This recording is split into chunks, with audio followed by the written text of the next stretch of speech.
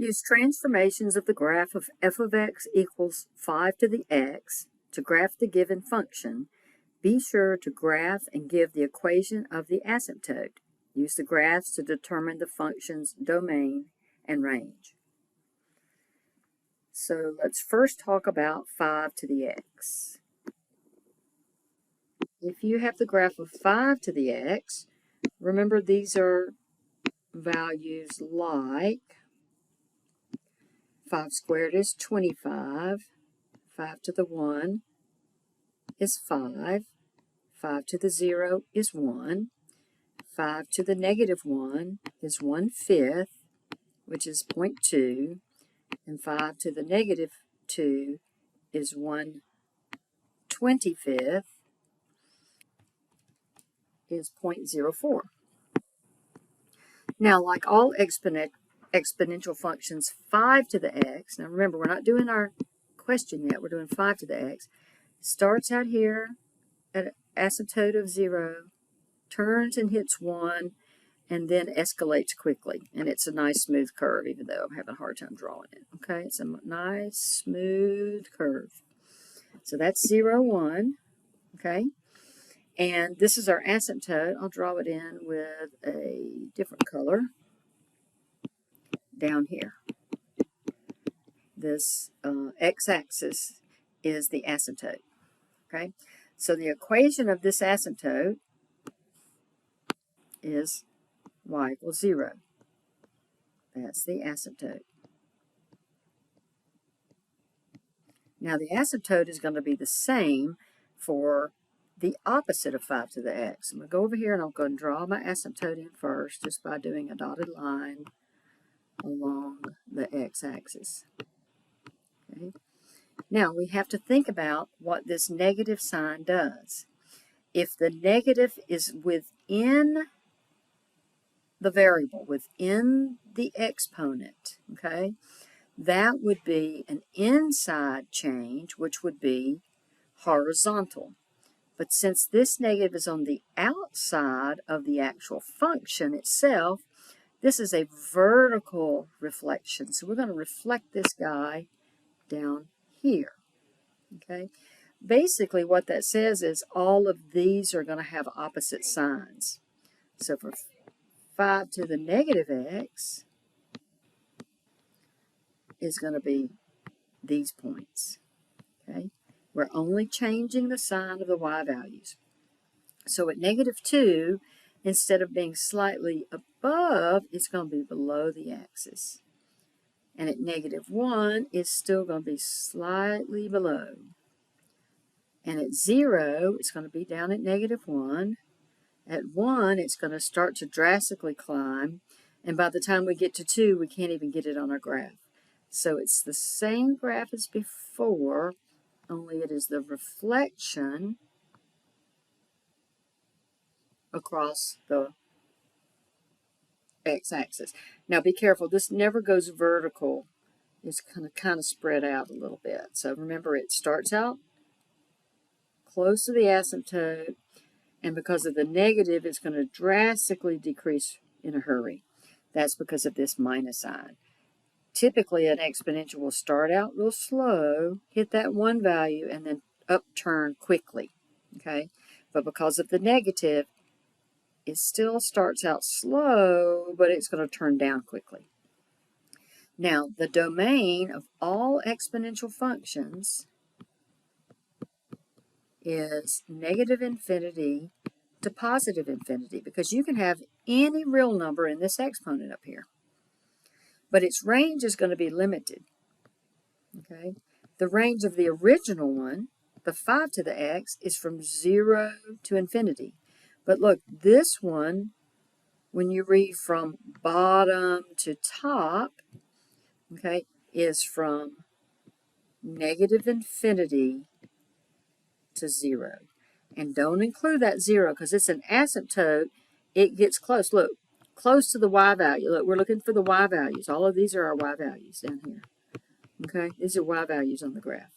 So it's from the bottom up, and the highest it can get is close to that 0, but never crossing that 0, so don't include. Now, since it's hard to draw these by hand, I want to type them into Desmos and just let you see what a real graph would look like. So look, here's 5 to the x. It's clinging to this, but it's never crossing this. So even Desmos can't draw it perfectly. If I zoom out, you can see how it's not really touching it. So it only looks like it's touching it because we're zoomed in. Okay. It goes through 1, and then it turns up quickly. 1, 5. Look, so here's 5 would be halfway in between right here, so 1, 5. Now, if I change the sign of this, put a negative in front of it, notice how it flipped it upside down, because an outside change would be a vertical reflection across the x-axis. So that's a better picture of what it should look like. Clings closely to this, and here it spreads out, never vertical, okay, it's not a vertical line, it's slowly spreading out over time. Use transformations of the graph of f of x equals e to the x to graph the given function. Be sure to give the equation of the asymptote. Use the graph to determine each function's domain and range. And it says, if applicable, use a graphing utility to confirm the hand-drawn graph. So what I'll do is I'll draw it in Desmos at the end so we can see that ours, while not perfectly accurate, is very close. Okay, so the most important thing here to remember is that E is about 2.7. E is approximately 2.7. So it's a little less than 3. So anytime we do anything to E, it's like doing something a little bit less than 3, doing the same thing to that thing. If we were to graph the function e to the x, okay, it would look like any exponential function where it would be close to the x-axis, because that's an asymptote. It would hit 0, 1 here, and then at 1, it would hit E, so it would be almost 3, but not quite 3. So it'll be about right here, and then there you go, it's off. Okay. Now this one, though, says shift it to the left 1 and down 1. So the first thing we want to do is we're going to shift our asymptote down 1. So instead of being at 0, our horizontal asymptote is now at -1. Now let's think about this point 0, 1. It's got to go left 1, down 1. So instead of being here, left 1, down 1. Okay. Now this point at 1, almost to 3, it's got to go left 1. That's going to be 0. Instead of almost 3, it's almost 2. Okay. And that's enough to draw our graph. We're just going to get real close to the asymptote, and we're going to hit that, and we're going to go up. Okay. And you can plot more points if you want to, but this is basically what this graph will look like. Now let's switch over to Desmos, and let's draw that graph. Okay. So y equals e, and notice how this pops up, 2.718. Okay, it knows what e is. It's going to be raised to the, and now when I want to do this in Desmos, I have to put parentheses around my exponent or it won't do it. So I'm going to move over here and I'm going to put a parentheses, x plus 1, so it knows to shift it to the left 1, and now I'm going to have to shift it down 1.